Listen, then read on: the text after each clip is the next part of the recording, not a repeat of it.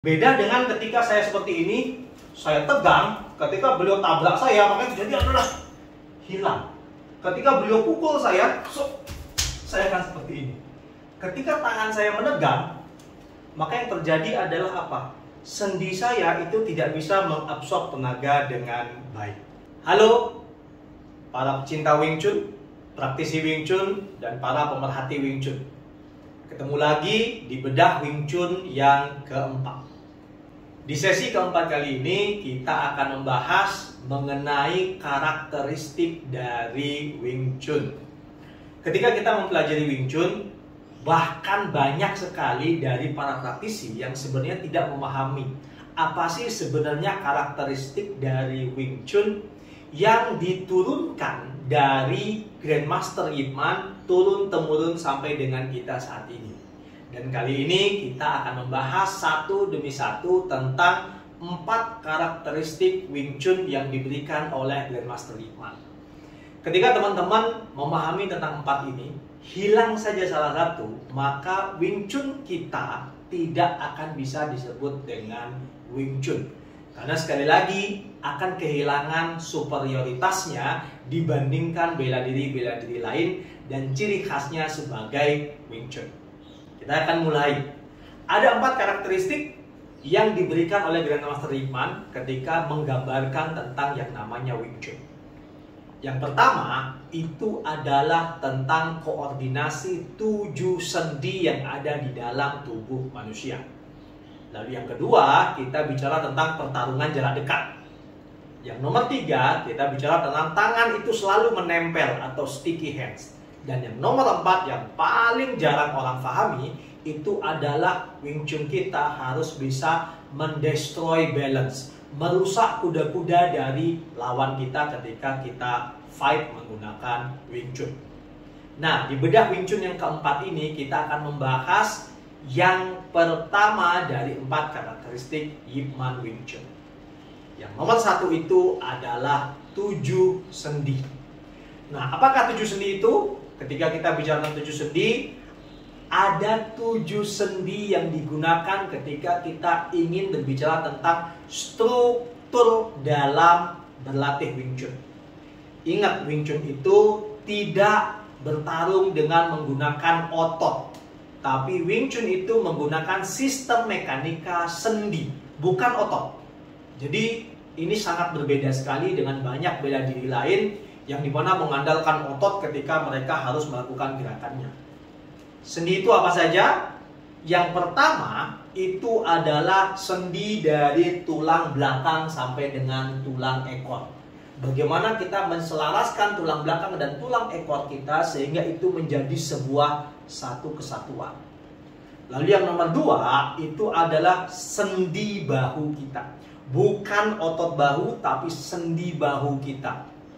Yang ketiga itu adalah sendi siku kita. Yang keempat itu adalah sendi pergelangan tangan kita. Yang kelima adalah sendi pinggul kita. Jadi di sini. Yang keenam itu adalah sendi lutut kita. Dan yang ketujuh itu adalah sendi pergelangan kaki kita.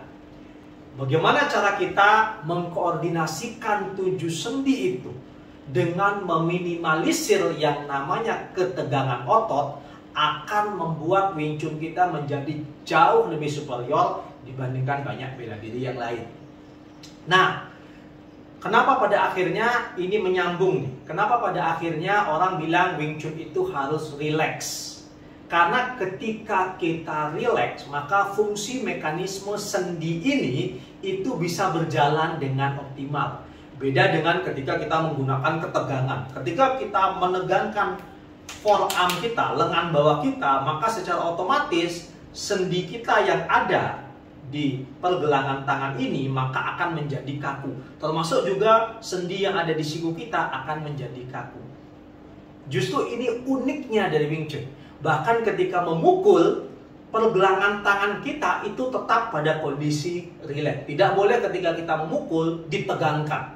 Seperti banyak Wing Chun lain yang mengatakan bahwa ketika memukul pergelangan tangan ditegangkan di ujung, maka itu kalau kita bahas itu seperti mengerem ketika di garis finish. Jadi ketika Anda sprint, Anda ngerem di garis finish. Sehingga pada akhirnya relax itu menjadi sebuah keharusan dalam semua kondisi yang kita lakukan ketika kita melakukan konsep Wing Chun. Baik kuda-kuda, kita memukul, kita bergerak, itu semuanya sendinya harus terkoordinasikan secara struktur dengan benar.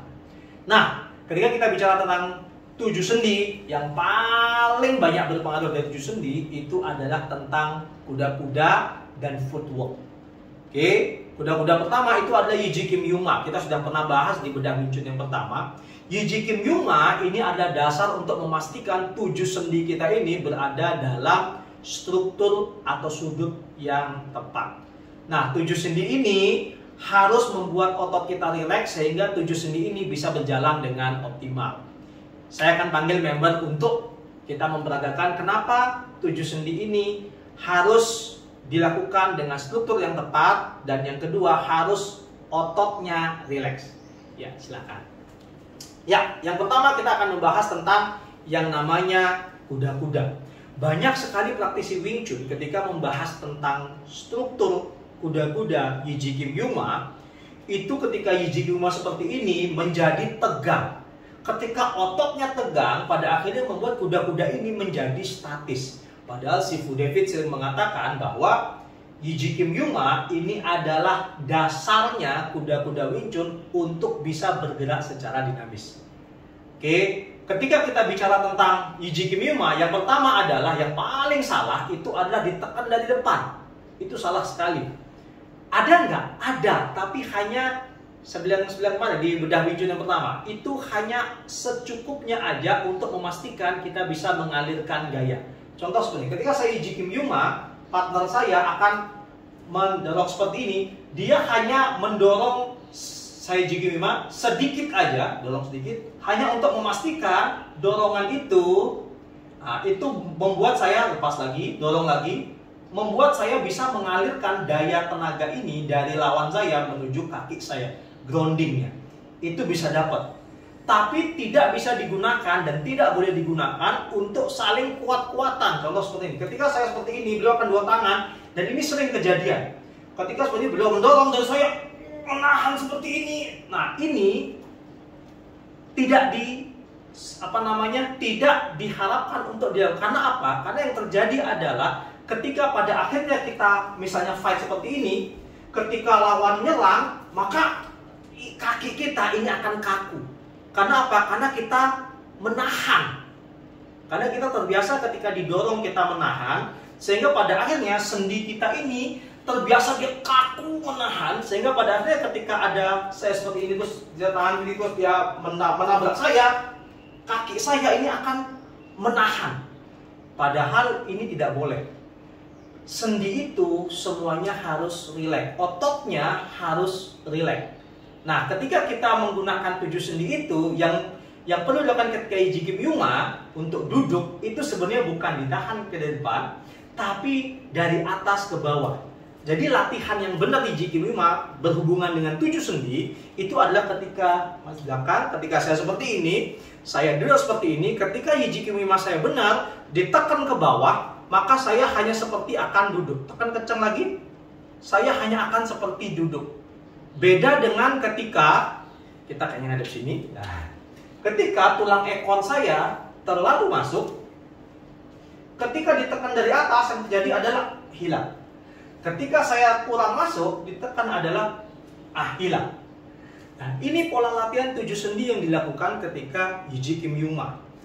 Begitu juga halnya ketika melatih Yiji Kim Yuma, 7 sendi kita untuk bersifat lebih dinamis. Karena sekali lagi tidak boleh ditahan. Wing Chun itu kalau katanya Bruce Lee, be like water.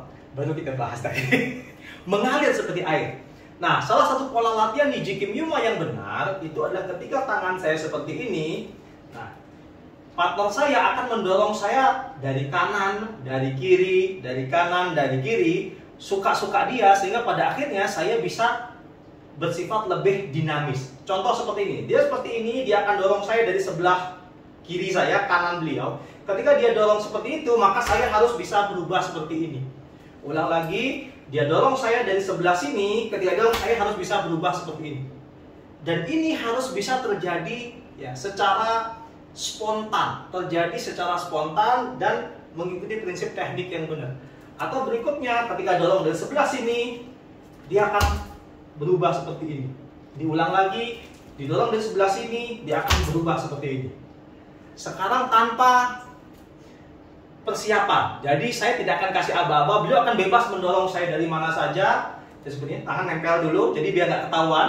Nah, beliau akan bebas mendorong saya kemana. Ketika beliau dorong, nah, saya langsung berubah. Ulang lagi, ketika beliau mendorong, saya akan berubah. Mata saya merem ya, oke, mata saya akan ngadep sana. biar nggak dikira tipu-tipu kita. Nah, ketika dia mendorong, nah, saya akan berubah. Ulang lagi, ketika dia mendorong, saya akan berubah. Nah, ini pola latihan 7 sendi yang dilakukan dalam footwork. Sehingga karena 7 sendi ini lebih identik dengan bagaimana kita menerapkan 7 sendi kita ketika kita melakukan footwork. Begitu juga halnya ketika kita seperti ini. Nah, ketika beliau mendorong saya, otomatis saya akan berubah. Beliau dorong lagi, otomatis saya akan berubah. Ketika beliau memukul ganti, otomatis saya berubah. Ini konsep 7 sendi yang diajarkan oleh Grandmaster Yip Man. Sehingga pada akhirnya penggunaan 7 sendi dari pergelangan tangan saya, siku saya, ya, kemudian bahu saya, hip saya, lutut saya, pergelangan kaki saya, dan tulang belakang saya diterapkan dengan benar, maka akan membuat Wing Chun kita menjadi sangat dinamis dan mengalir seperti air. Beda dengan ketika saya seperti ini, saya tegang, ketika beliau tabrak saya, maka yang terjadi adalah hilang. Ketika beliau pukul saya akan seperti ini. Ketika tangan saya menegang, maka yang terjadi adalah apa? Sendi saya itu tidak bisa mengabsorb tenaga dengan baik. Oke, jadi itu konsep 7 sendi yang diajarkan oleh Grandmaster Yip Man yang memastikan bahwa koordinasi struktur kita itu harus sesuai, relaksasi kita itu harus sesuai, dan 7 sendi ini memiliki kemampuan springy atau kemampuan pair yang bisa menyerap tenaga lawan, yang dimana tenaga itu kita gunakan untuk melakukan counter attack terhadap lawan. Jadi ini karakteristik yang pertama. Semoga para praktisi Wing Chun bisa memahami konsep 7 sendi dengan benar. Bila teman-teman ada ingin ditanyakan, silahkan tulis di kolom komentar. Dan sampai ketemu di bedah Wing Chun berikutnya. Bye.